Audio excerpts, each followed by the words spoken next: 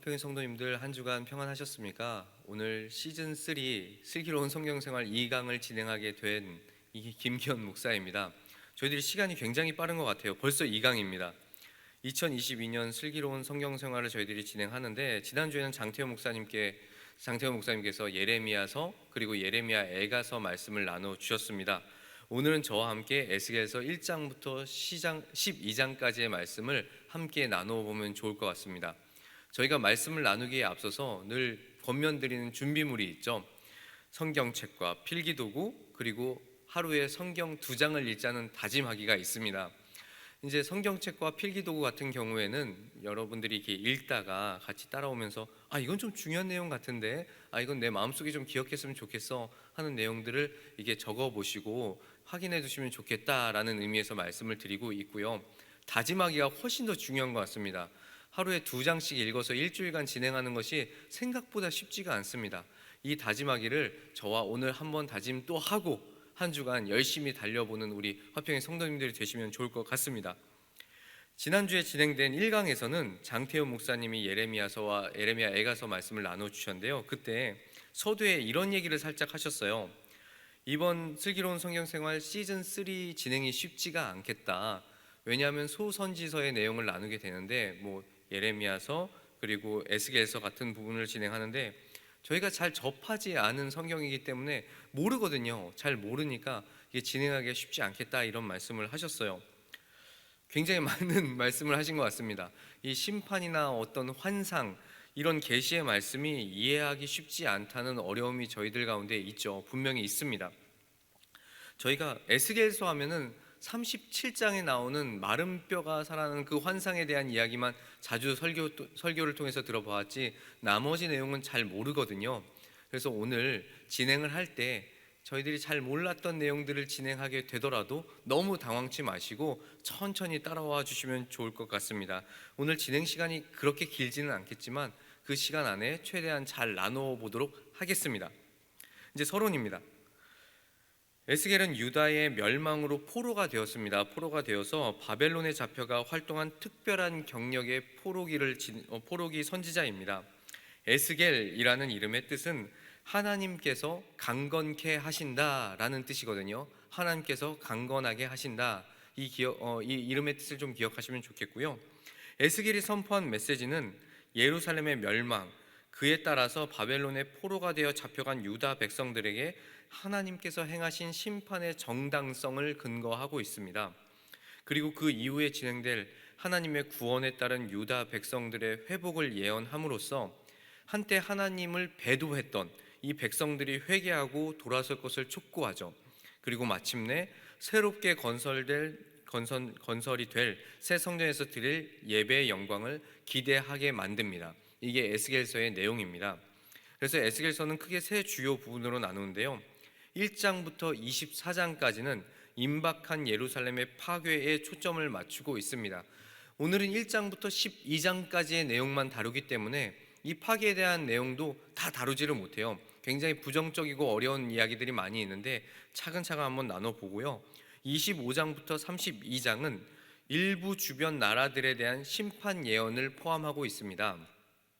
그리고 예언의 분위기 자체가 굉장히 어두워요. 심판하겠다, 너희들은 벌 받을 거야, 너희 죄에 대한 것을 기억해야 돼, 이런 이야기가 계속 되고 있는데 진행되기 때문에 굉장히 어두운 분위기가 연출되지만 이 이후에 33장부터 48장의 내용에서는 이스라엘과 하나님과 관계가 화해하고 포로민들을 귀환하게 되는 그런 어떤 기대하게 되는 메시지들이 던져집니다. 그때 가서야 조금 분위기가 전환이 되죠. 이런 내용을 주의 깊게 오늘 살펴보시면 좋을 것 같습니다. 이런 내용들로 진행이 되겠구나. 근데 말씀드렸듯이 1장부터 12장까지의 내용은 여전히 심판에 대한 메시지를 던지기 때문에 굉장히 좀 어둡습니다. 오늘은 죄의 심판, 이 내용에서 다루는 1장부터 12장까지의 내용을 먼저 살펴보도록 하겠습니다. 말씀을 한번 읽어보죠. 에스겔서 1장 1절 말씀 같이 한번 읽어보겠습니다. 시작. 30째 해 넷째 달 초닷새에 내가 그발 강가 사로잡힌 자 중에 있을 때에 하늘이 열리며 하나님의 모습이 내게 보이니. 에스겔 선지자는 이 역사의 특정한 시기에 아주 특별한 사명을 위한 도구로 부름을 받은 사람입니다. 1장 1절부터 3절은 에스겔의 표제다 이렇게 저희들이 말할 수가 있는데요. 여호와의 말씀이 에스겔에게 임하는 장면을 설명하고 있습니다. 1절 전반부를 보면 서른째 해 넷째 달 초닷새 이렇게 번역을 하고 있는데, 서른째, 다른 말로 하면 30이잖아요. 이 30이라는 숫자는 제사장 가문에 속해 있었던 에스겔이 선지자로서 소명을 받았을 때의 나이를 이야기하는 것으로 많은 신학자들이 얘기를 하고 있습니다. 민수기 4장 30절을 보면 30이라는 숫자는 제사장으로 임직되는 때 필요한 최소한의 나이였기 때문에 지금 본문에서 말하는 그 서른째라는 이야기를 이 에스겔에게 비교를 해서 이야기를 하고 있는 것이죠. 그래서 30이 되었을 때 선지자로 부름받은 것 같다 이렇게 신학자들은 의견을 모읍니다. 바벨론에 끌려와 있던 에스겔은 더 이상 제사장으로 활동을 할 수가 없었습니다. 그때 선지자로서 이 새로운 소명을 받았을 것이라는 추측이죠. 바로 그때 무엇이 열립니까? 하늘이 열립니다. 그리고 하나님의 모습이 보이는 아주 특별한 사건을 에스겔은 경험하게 됩니다. 말씀 속에서는 하나님의 환상을 본 장소를 어디라고 말하죠?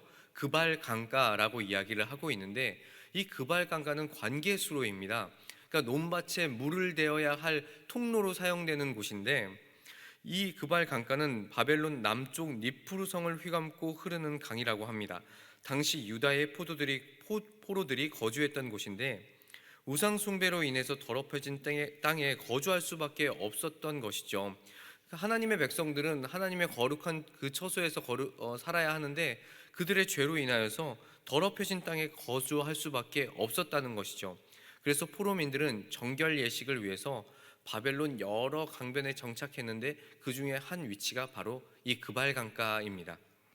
1절에서 사용하는 하늘이 열린다 이런 표현은 구약에서 특별히 이곳에서 처음 등장하는 표현입니다. 조금 더 적극적으로 표현을 하자면 하나님에 의해서 하늘이 열리는 것을 묘사하는 신적 수동태입니다. 하나님께서 열어주시는, 그러니까 하나님께서 열어주셔야만 하는 놀라운 표현을 이렇게 말씀 속에서 하늘이 열린다고 표현하고 있습니다.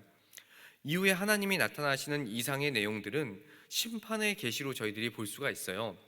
구약에서 하늘의 열림은 신의 현년, 그러니까 하나님께서 명확하게 내가 드러내는 거죠. 내가 이제 나타난다.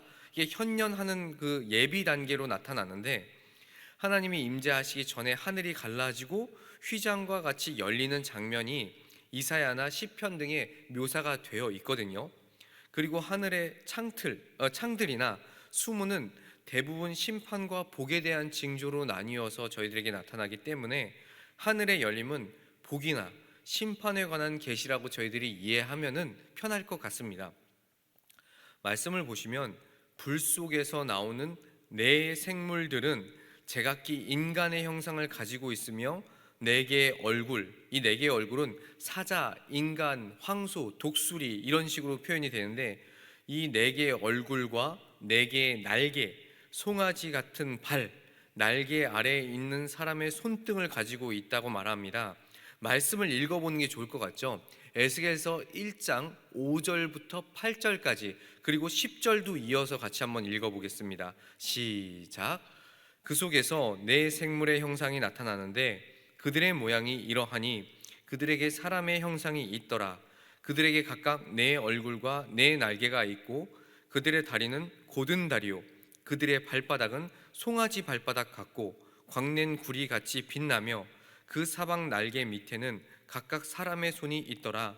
그 네 생물의 얼굴과 날개가 이러하니 그 얼굴들의 모양은 넷의 앞은 사람의 얼굴이요 넷의 오른쪽은 사자의 얼굴이요 넷의 왼쪽은 소의 얼굴이요 넷의 뒤는 독수리의 얼굴이니 이렇게 말씀을 하고 있습니다. 이들은 제각기 위로 펼쳐진 두 개의 날개와 몸을 덮고 있는 다른 두 개의 날개를 가지고 총 네 개죠. 네 개의 날개를 가지고 불처럼 밝게 빛나며 번개처럼 빨리 앞뒤로 움직인다고 성경은 설명하고 있습니다. 한번 이미지를 보시죠. 이 이미지를 보면은 지금 굉장히 당황스러운 아주 희한한 이미지를 띠고 있습니다. 날개가 위에도 있고 아래도 지금 감싸고 있고, 발바닥 한번 보시죠. 사람의 발바닥이 또 아닙니다.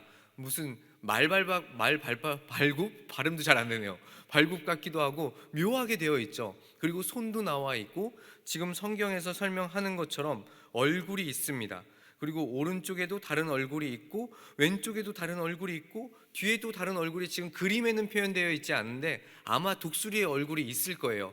그러니까 몸은 하나인데 날개가 4개가 있고, 손도 있고, 희한한 발을 가지고 있고, 얼굴은 4개가 붙어 있는 이런 생물이 총 4개의 생물로 구성되어 있다고 지금 성경은 말씀하고 있는 것입니다.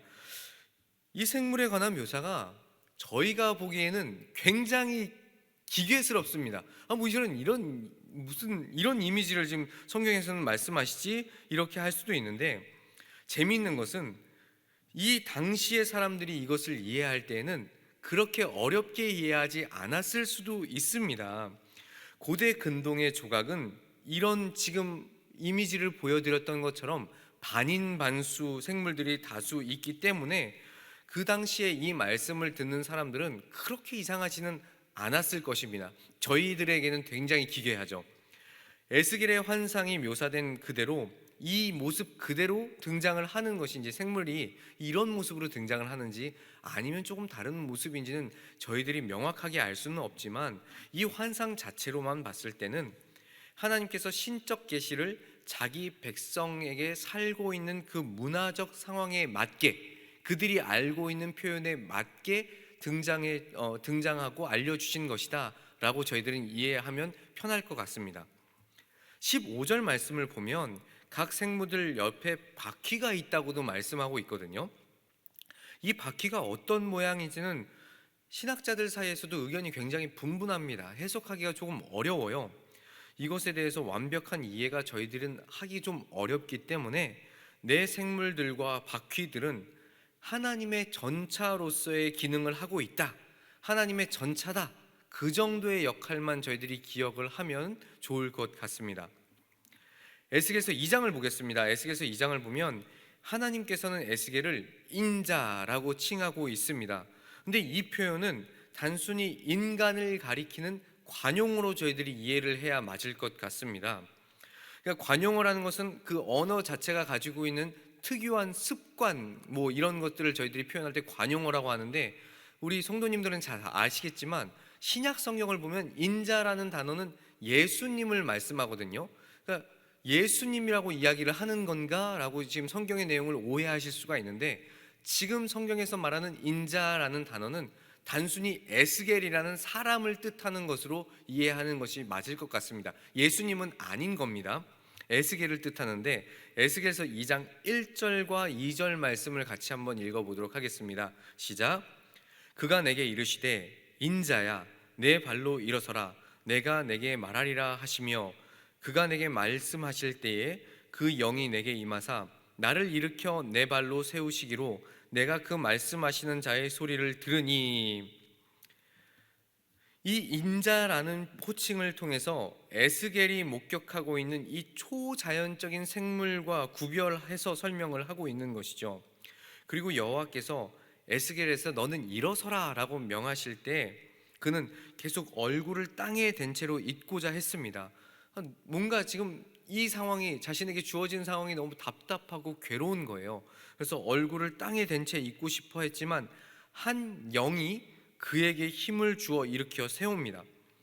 여기서는 영이라는 말을 저희들이 하나님의 영이라고 이해하기가 쉽습니다. 왜냐하면 성경에서 볼 때 영이란 단어는 성령님, 하나님께서 역사하시는 그 영, 이렇게 저희들이 이해하기가 쉬운데, 여기서 말하는 영을 하나님의 영이라고 생각할 수도 있겠지만, 이 영어 성경을 봐도 그렇고, 이 영어 성경의 원어인 히브리서 성경을 봐도 그렇고, 정관사 그, 영어로는 더라고 하죠. 그라는 말이 빠져 있거든요. 그래서 이 말이 붙어 있지 않는 것으로 보아서 하나님께서 보내신 바람을 가리킬 가능성이 높습니다.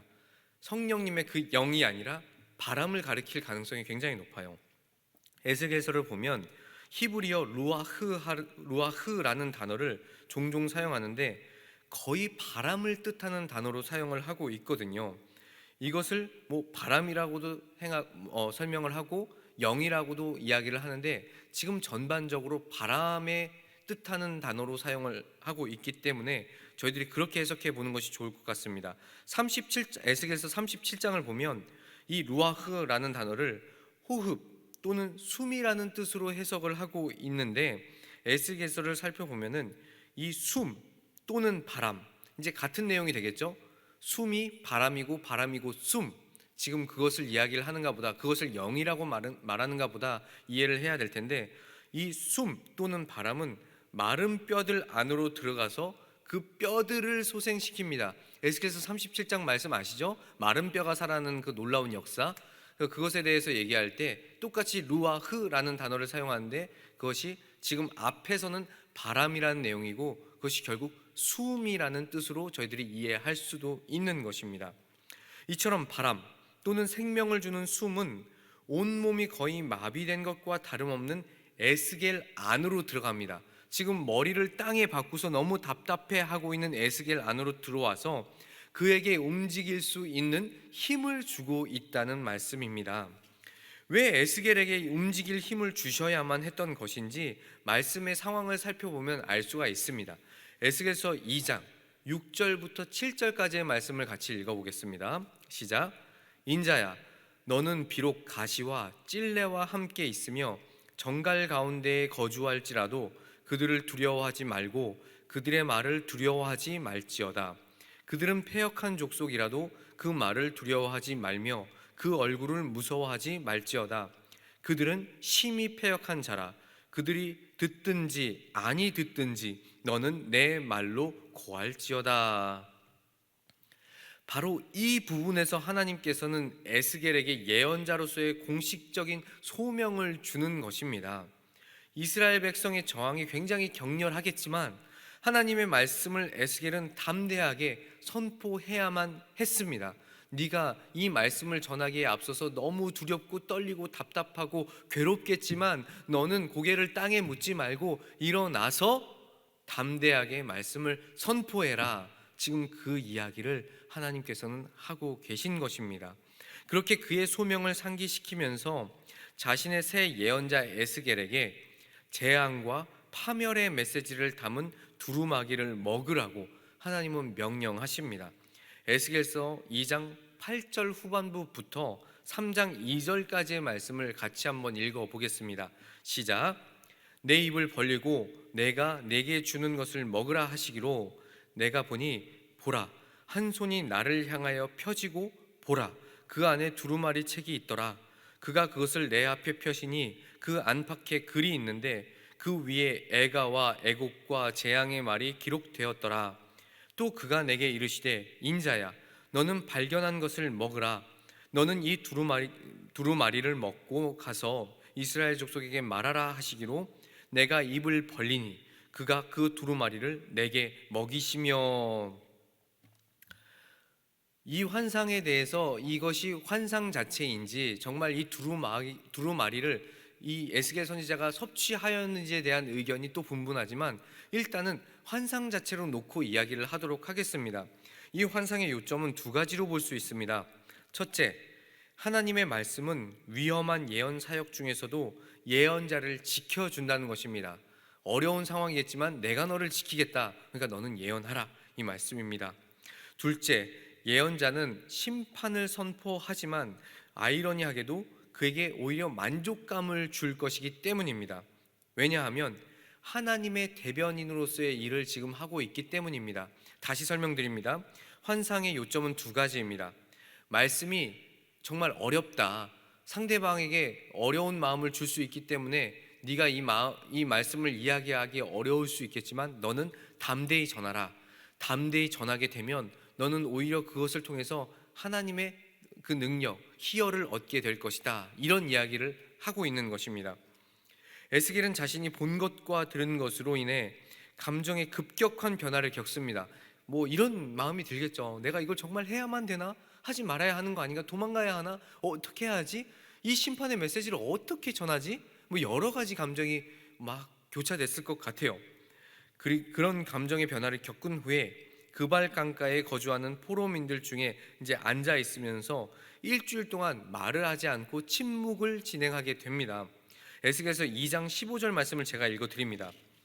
이에 내가 델아비브에 이르러 그 사로잡힌 백성 그 그발 강가에 거주하는 자들에게 나아가 그 중에서 두려워 떨며 7일을 지내니라. 하나님께 메시지를 받아서 이게 전해야 하는 책임이 있는 사람이 당장 그 일을 하지 않습니다. 정말 고민이 되기 때문에 그렇게 전하지 않을 수 있겠죠. 그런데 하나님의 말씀을 받아서 전해야 하는 사람이 그 말씀을 바르게 전하지 않으면 그 책임은 오히려 메시지를 전하게 되는 사람에게, 메신저에게 문제가 발생하게 됩니다. 그러니까 에스겔은 이 말씀을 받았으면 괴롭고 힘들지라도 결국에는 하나님의 백성에게 가서 이 말씀을 무조건 전해야 하는 사명을 부여받은 것입니다. 에스겔은 당신의 사역에 대해서 예언자가 수행해야 될 여러 가지 일들이 있겠지만 이 두 가지의 실물 교육과 더불어서 실행을 하게 됩니다. 첫 번째 그 실물 교육이 무엇인가 하면 예루살렘의 포위에 관한 묘사입니다. 이것은 에스겔서 4장에 나타나고 있습니다.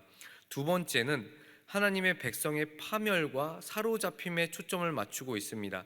이것은 5장의 내용이 설명되어 있습니다. 첫 번째를 한번 보죠.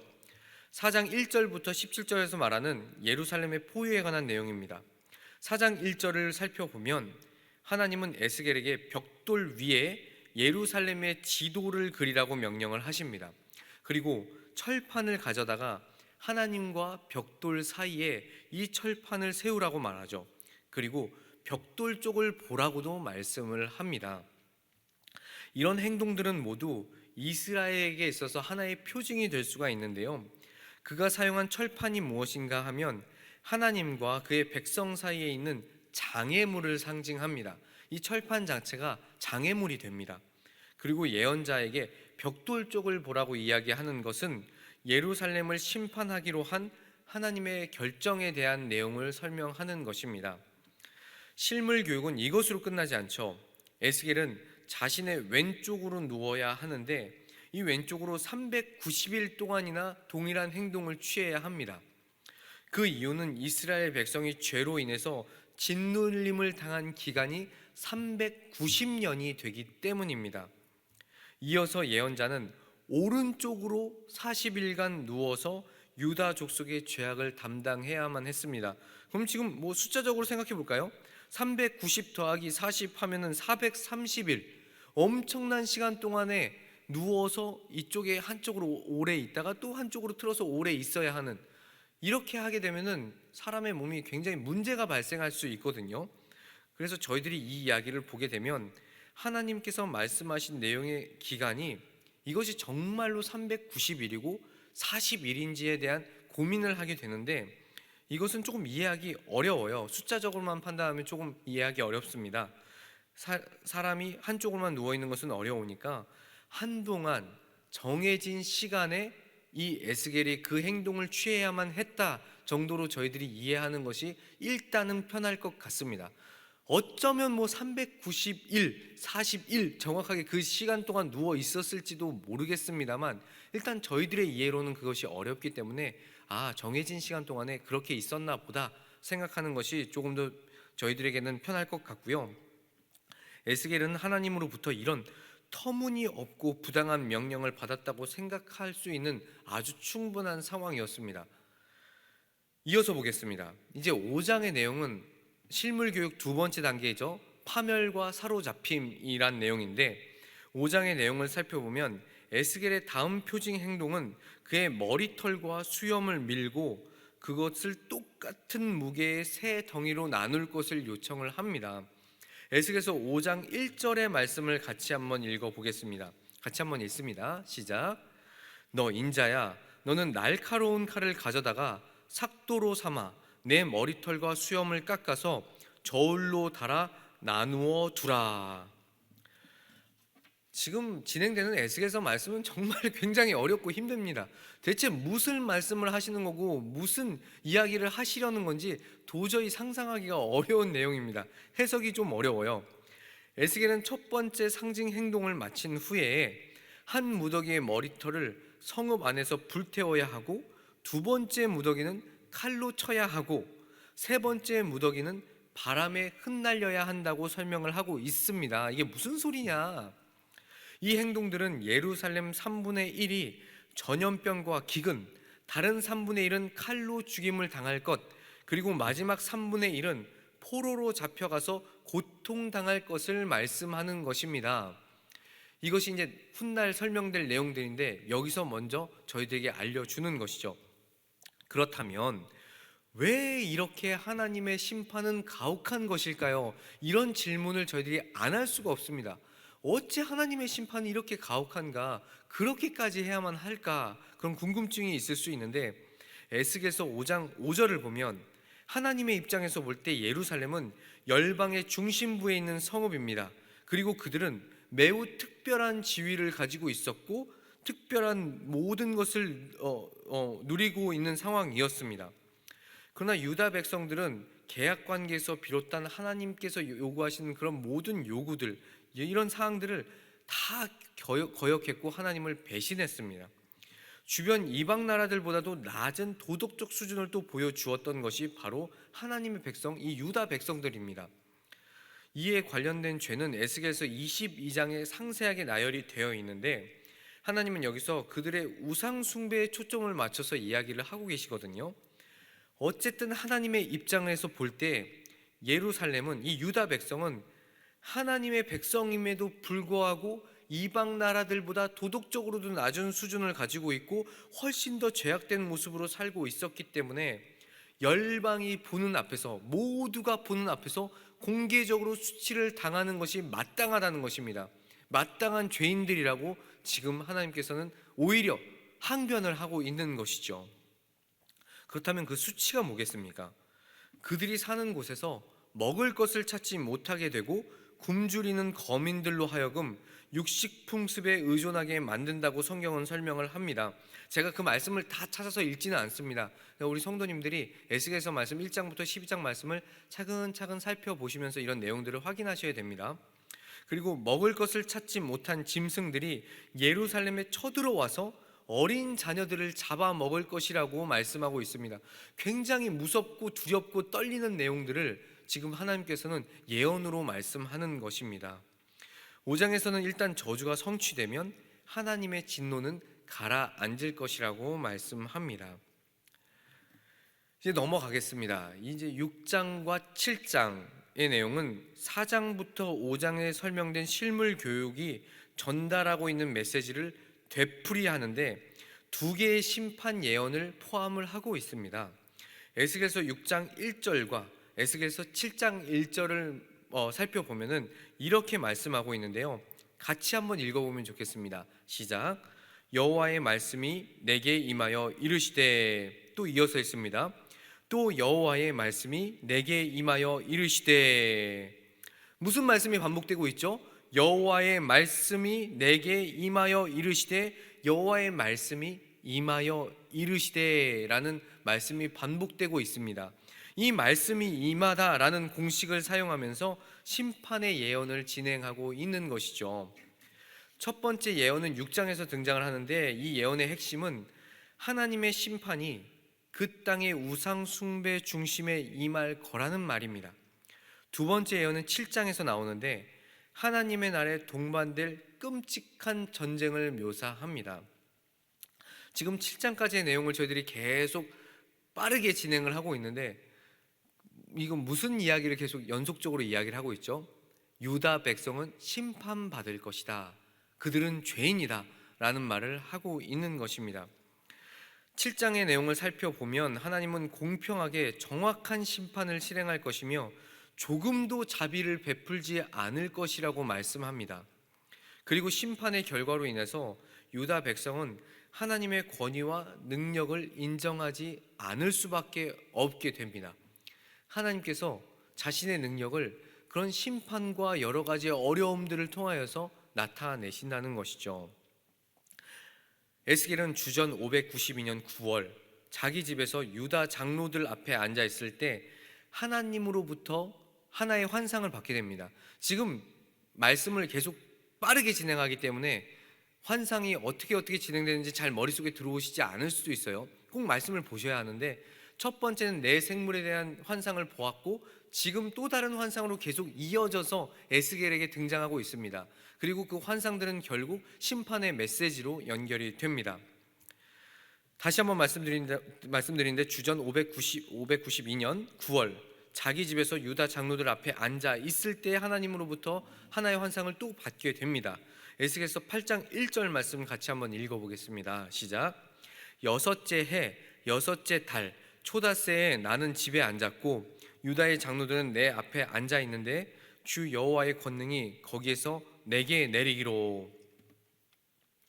지금 읽어드린 말씀 안에 있는 유다 장로들은 아마도 포로민들 중에서 지도권 행사를 스스로 맡았던 자들을 가리키는 것으로 생각이 됩니다.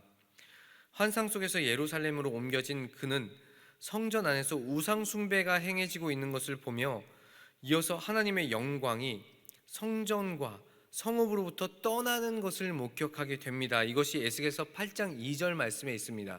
이것을 같이 한번 읽어보겠습니다. 시작. 내가 보니 불같은 형상이 있더라. 그 허리 아래의 모양은 불같고 허리 위에는 광채가 나서 단쇠 같은데 광채가 나서 단쇠 같다. 정말 표현이 희한합니다. 이해가 잘 안 되는 이미지들을 지금 사용하고 계신데요. 에스겔은 맨 처음 환상에서 만났던 불같은 인물의 형상을 봅니다.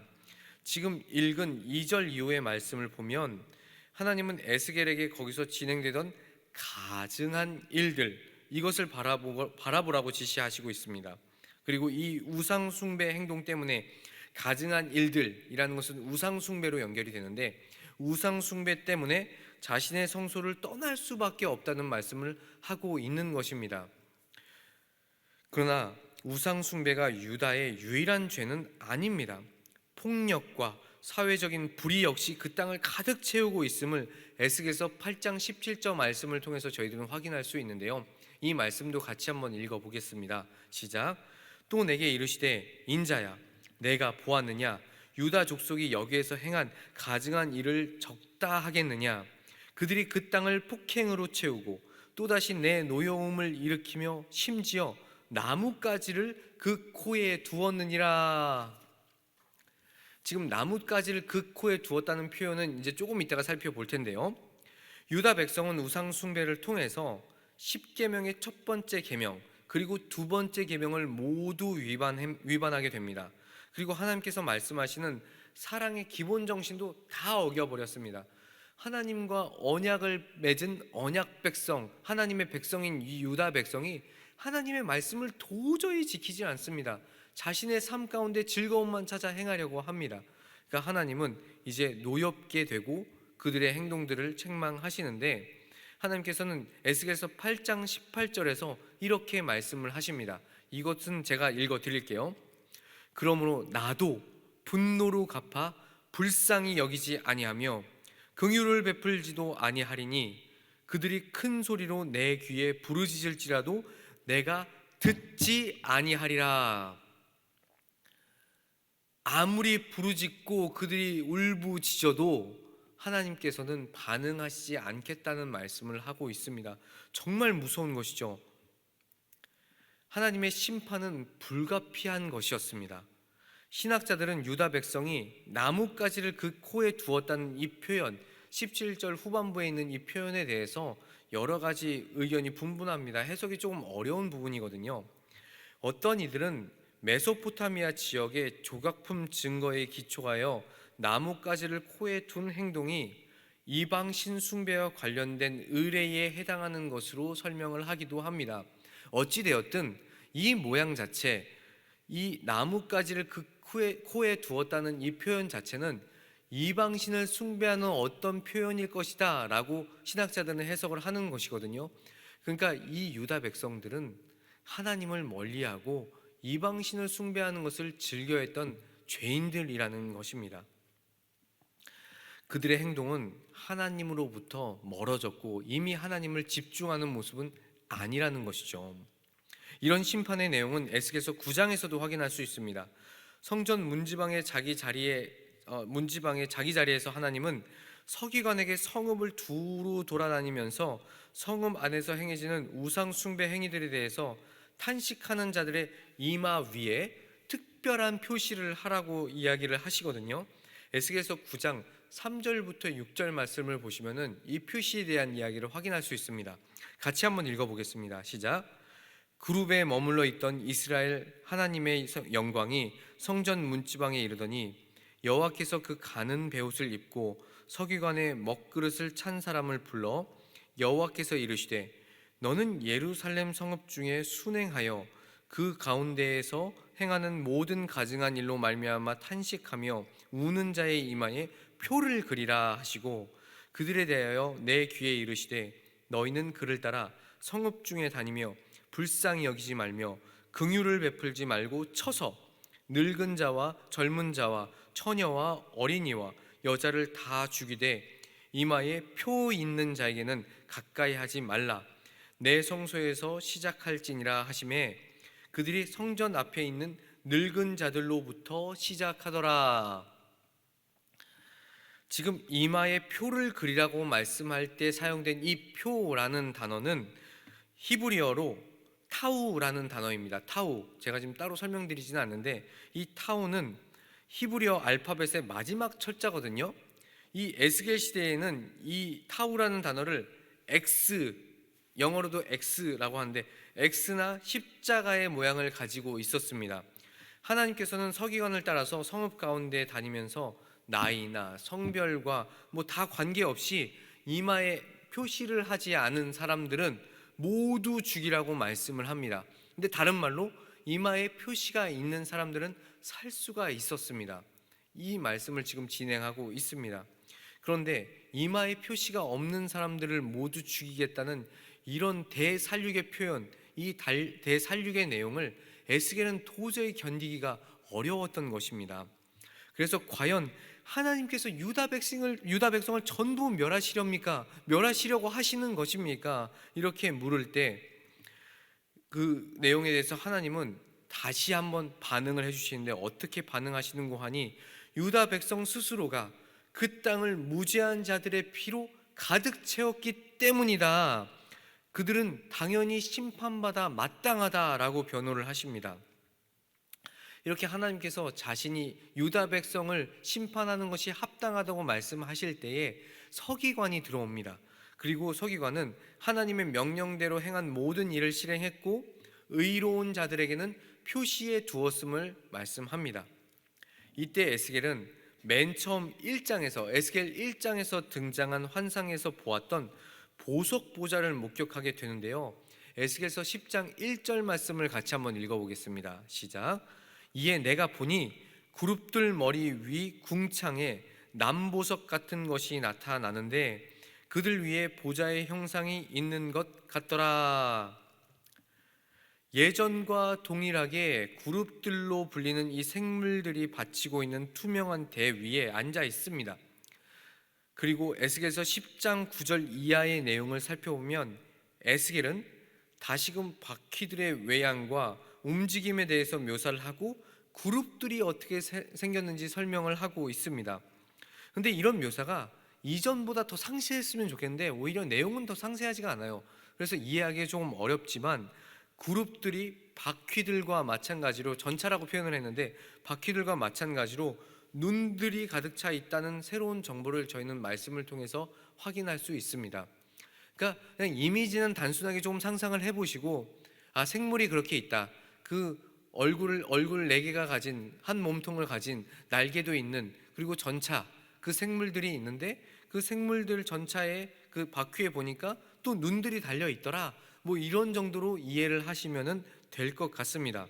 조금 어려운 형상에 대해서 이야기를 하고 있죠. 그리고 에스겔서 말씀에서는 계속 보았던 보좌에 대한 이야기를 설명을 하고 있습니다. 이런 설명 속에서 에스겔서 11장으로 넘어가 보면 11장 1절에서 바람이 에스겔을 끌어올려서 성전 동문 쪽으로 데리고 가고 1절 이후의 말씀들을 보면 예전 성전 안뜰에서 보았던 25명의 태양 숭배자들을 보게 됩니다. 이것이 이제 에스겔서의 말씀에 있는데 제가 조금 뛰어넘었거든요. 말씀을 한번 살펴보셔서 이 숭배자들이 어떻게 등장하는지 한번 보셔도 좋을 것 같고요. 일단 하나님은 이 숭배자들의 악함을 비난하십니다. 에스겔이 예언적인 황홀경에 사로잡혀 있을 때에 앞서 언급된 이 25명의 사람들 중에 한 명인 우상 숭배자 블라랴의 죽음을 보고 좋지 않은 징조로 에스겔은 받아들입니다. 그러자 하나님께서는 에스겔이 그 좋지 않은 징조로 받아들여 탄식하고 있을 때에 포로 공동체가 유다의 훗날 희망이 될 것이다, 이렇게 말씀을 하시거든요. 하나님께서는 포로민들을 열방 중에 흩으셨습니다. 망하게 하신 것처럼 보입니다. 그런데 그것은 사실 망한 것이 아니라는 것이죠. 버리지 않았고 반드시 그들에게 온전한 성소가 되어 주실 것이라는 말씀을 하고 있는 것입니다. 에스겔의 입장에서는 굉장히 당혹스러웠을 거예요. 처음에는 이 유다 백성들 모두 망할 것이다, 그런 식으로 이야기를 풀이하시기에 나는 정말 어떻게 해야 하는가, 아무 희망도 없는가, 유다 백성들은 다 망하고 사라져야만 하는가 라고 고민할 때 하나님께서는 내가 그들을 흩은 것처럼 보이지만 그들을 버리지 않았고 내가 그들의 성소에 임할 것이다 라고 말씀을 하시는데요, 이 말씀이 에스겔서 11장 16절 말씀에 기록되어 있습니다. 같이 한번 읽어보겠습니다. 시작. 그런즉 너는 말하기를 주 여호와의 말씀에 내가 비록 그들을 멀리 이방인 가운데로 쫓아내어 여러 나라에 흩었으나 그들이 도달한 나라들에서 내가 잠깐 그들에게 성소가 되리라 하셨다 하고, 그렇게 지금 말씀하신 것처럼 그렇게 하나님께서는 에스겔에게 그의 동료 포로민들이 진리를 보고 듣기를 거부한 완강한 백성임을 먼저 상기시키시고 그 다음에는 하나님께서 하시는 말씀들을 이어서 말씀하십니다. 어떻게 실행하는가에 대한 부분들을 확인하게 되는데요, 에스겔서 12장 1절과 2절 말씀을 같이 한번 읽어보겠습니다. 시작. 또 여호와의 말씀이 내게 임하여 이르시되 인자야, 내가 반역하는 족속 중에 거주하는도다. 그들은 볼 눈이 있어도 보지 아니하고 들을 귀가 있어도 듣지 아니하나니 그들은 반역하는 족속임이라. 괜찮다고 했다가 괜찮지 않다고 했다가 계속 뭔가 아리까리한 내용들의 반복이기도 한데요, 그들에게 예언 메시지를 납득시키기 위해서는 이런 생생한 실물 교육이 필요했다는 것이죠. 유다 백성은 예루살렘이 구원받을 것이며 자신들은 곧 고국으로 귀환할 것이라는 믿음이 있었습니다.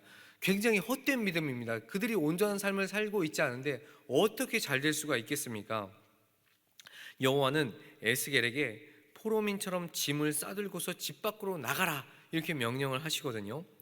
저녁에 에스겔은 자신의 짐을 전부 챙겨서 마치 포로로 잡혀가는 것처럼 밖으로 나가야 했습니다. 그리고 사람들이 보는 앞에서 성벽에 구멍을 뚫은 다음에 손에 짐을 들고서 구멍을 통해서 밖으로 빠져나가야 했습니다. 그렇게 에스겔은 지시받은 대로 행동을 하죠. 이런 행동이 바로 예루살렘에서 그대로 이루어질 일임을 보여주는 하나의 표징이 되고 실물 교육이 되는 것입니다. 유다 백성들은 포로로 잡혀갈 겁니다. 열방 중에 흩어지게 될 겁니다. 오로지 남은 자들만 간신히 목숨을 건지게 되겠죠. 예루살렘의 왕, 그 당시에는 아마도 시드기야 왕을 이야기하는 것 같은데, 이 예루살렘 왕은 바벨론의 포위 공격 때에 성읍 밖으로 몰래 도망을 갑니다. 그러나 하나님은 이 왕을 바벨론의 포로로 잡혀가게 하시고 결국 눈의 시력을 잃게 될 것이며 결국 포로 생활 중에 죽을 것이라는 이야기를 하는 것입니다. 또 신하들과 군대들도 추적당해서 모두 죽게 됩니다. 정말 슬픈 이야기가 계속 이어지게 될 텐데요, 이런 실물 교육뿐만 아니라 또 다른 실물 교육이 그들에게 주어집니다. 이것은 에스겔서 12장 19절과 20절 말씀입니다. 이제 거의 막바지로 왔습니다. 같이 한번 읽어볼게요. 시작. 이 땅 백성에게 말하되 주 여호와께서 예루살렘 주민과 이스라엘 땅에 대하여 이르시기를 그들이 근심하면서 그 음식을 먹으며 놀라면서 그 물을 마실 것은 이 땅 모든 주민의 포악으로 말미암아 땅에 가득한 것이 황폐하게 됨이라.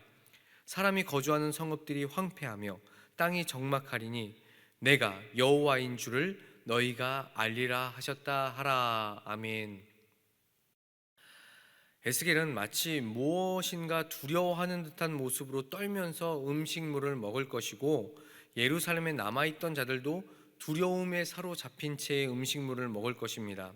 그리고 자신들이 거주하던 땅이 폐허가 될 것임을 알게 되겠죠. 아무것도 남지 않게 되는 처절한 현실을 그들은 경험하게 될 것입니다. 이 여호와의 말씀은 반드시 하나도 빠짐없이 더딤없이 이루어질 것이라고 에스겔 12장 하반부에서 설명을 합니다. 오늘은 발음이 잘 안 됩니다. 죄송합니다. 소선지서 중 하나인 에스겔 1장부터 12장까지의 내용을 살펴봤습니다. 이게 빠르게 조금 읽어보려고 하다 보니까 내용 정리만 하고 넘어가서 성경 말씀을 모두 읽지를 못했기 때문에 성도님들께서는 오늘 내용은 그냥 넘기고 어느 정도 들으신 다음에 성경 말씀을 찾아보시면서 다시 한번 확인하시면 훨씬 좋을 것 같습니다. 서두에 말씀드린 대로 선지서는 심판이나 환상 그리고 계시 같은 내용들이 계속 줄을 이루기 때문에 말씀 이해하기가 굉장히 어렵습니다. 그러므로 완벽한 이해보다는 그냥 그런 이해보다 오늘 이 진행한 대략의 흐름을 조금 이해를 하시고 말씀을 보시는 게 좋을 것 같습니다. 오늘도 정말 수고 많으셨습니다. 지금 거의 1시간 남짓해서 저희들이 진행을 하고 있는데요. 한 주간 동안 개인적으로 말씀을 꼭 묵상을 하시면서 하나님께서 이끌어 주시는 삶이 무엇인지, 어떤 상황 가운데 하나님께서 심판을 하시고 그렇지만 그것으로 멈추지 않으시고 은혜를 주시려는 하나님의 마음이 어떠한지도 저희들이 말씀 하나하나를 보면서 잘 살펴보면 좋을 것 같습니다. 하나님께서 이끌어 주시는 삶을 경험하고 그 삶이 우리 성도님들의 삶 가운데 그대로 나타나게 되기를 주님의 이름으로 축복합니다. 기도하고 마치도록 하겠습니다. 하나님 아버지, 오늘은 에스겔서 1장부터 12장까지의 말씀을 나누어 보았습니다. 에스겔서에서 환상을 통해 죄악된 모습을 깨우쳐 주실 때 유다 백성이 온전히 반응해야 했던 것처럼 우리도 말씀을 통해 각자의 모습을 되돌아보게 하시니 그 되돌아본 것을 통해서 우리가 죄로부터 돌이켜 보아야 할 부분이 있다면 속히 돌이키게 하시고 주님께서 원하시는 믿음의 걸음을 걸어갈 수 있도록 아버지께서 역사하여 주시옵소서. 오늘 나눈 말씀을 한 주간 묵상하며 살 때 주님 주시는 은혜로 매일을 힘써 살아가며 감당할 지혜와 능력을 간구하는 믿음의 백성 될 수 있도록 주여 역사하여 주시옵소서. 언제나 우리의 삶 가운데 동행하시는 또 주님을 찬양드리오며 예수 그리스도의 이름으로 간절히 기도드리옵나이다. 아멘.